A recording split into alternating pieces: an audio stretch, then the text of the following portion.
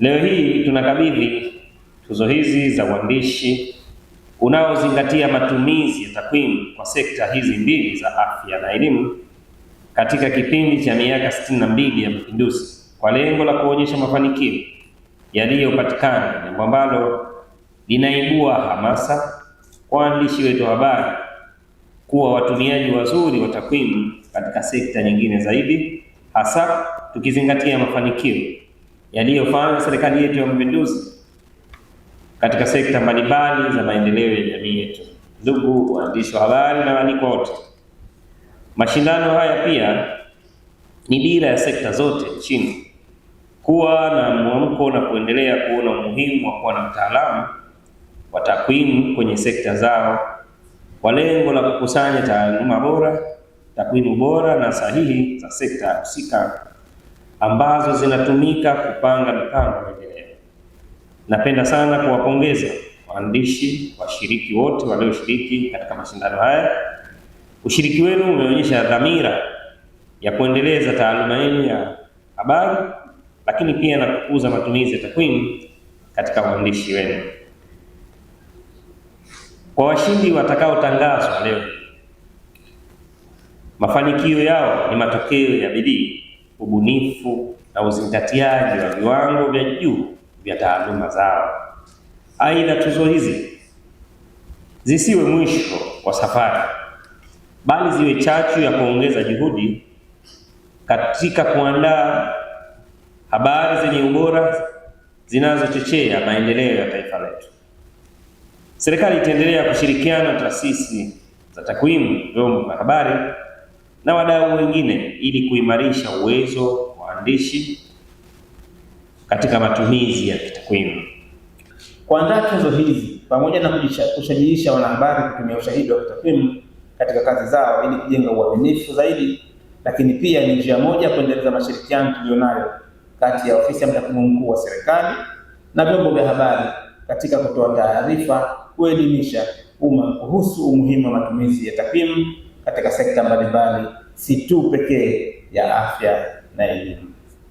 Ndugu mgeni rasmi, tuzo hizi za leo tunazotarajia kuzitoa mapema ni ishara ya kutambua juhudi na mchango wa waandishi wa habari katika kukuza tasnia ya takwimu.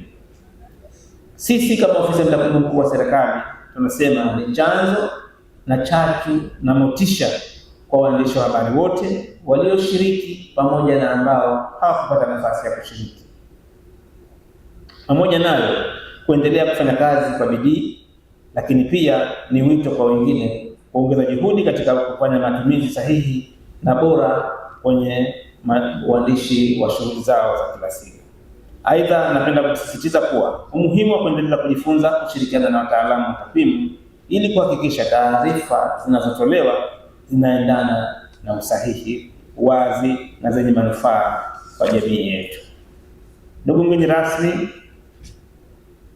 kwa waandishi wa leo, kwa washindi wa leo, niseme tu nawapa hongera sana, kwanza kwa kujitoa kwao kushiriki katika mashindano haya, lakini pia kuweza kufanya kazi kwa bidii kwa kutamani wapate ushindi, lakini la tatu, wameweza kupata ushindi kupitia utaratibu ambao umeandaliwa. Nyote walioshiriki pamoja na walioshinda ni washindi kwa ujumla wenu. Mmeonyesha ubunifu, weledi na matumizi bora ya takwimu katika kazi zenu. Kwa ambao hawajashinda, naomba tusikate tamaa, tuendelee kujifunza, kuboresha kazi zetu, kwani nafasi bado tunayo huko mbele. Kazi zilizokusanywa za waandishi wa habari zilihakikiwa kwa kutumia vigezo maalum ili kuhakikisha tunapata kazi zenye kukidhi viwango vya uandishi wa habari na ubora.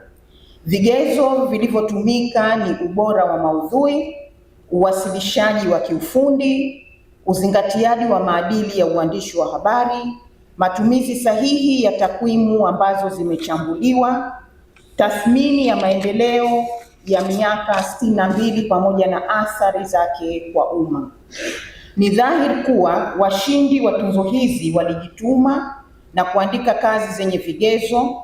Hivyo basi tunawapongeza kwa juhudi zao hizo, na kwa wale ambao hawakupata nafasi ya kuwa miongoni mwa washindi kwa mwaka huu, tunawasihi wasikate tamaa, bali muendelee kujifunza na kujituma ili mjiandae kwa mashindano yajayo, kwani ulimwengu wa habari unahitaji uweledi wa hali ya juu.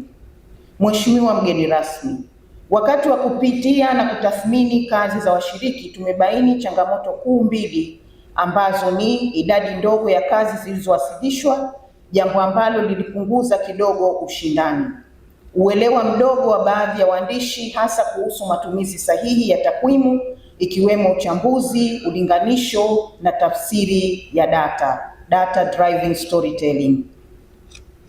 Lakini hata hivyo, ili kuleta mageuzi ya kuinua kiwango cha uandishi wa habari za kitakwimu, tunapendekeza yafuatayo: kuandaliwe kwa mafunzo maalum ya data journalism kwa waandishi wa habari, kutengenezwa na kuwekwa mwongozo wa vigezo vya mashindano kabla ya kuanza kwa mashindano, kuendelea kuimarisha ushirikiano kati ya afisi ya mtakwimu mkuu wa serikali na vyombo vya habari ili kurahisisha upatikanaji wa data sahihi. Na kazi hiyo Mheshimiwa, inafanywa kwa uweledi, kwani afisi ya mtakwimu mkuu wa serikali kila wiki inatoa takwimu na ambazo zinapatikana katika peji zake mbalimbali za kimtandao. Kuendeleza mashindano ya makala za kitakwimu ili kuhamasisha zaidi waandishi wa habari kuandika kwa uweledi na kuelimisha jamii.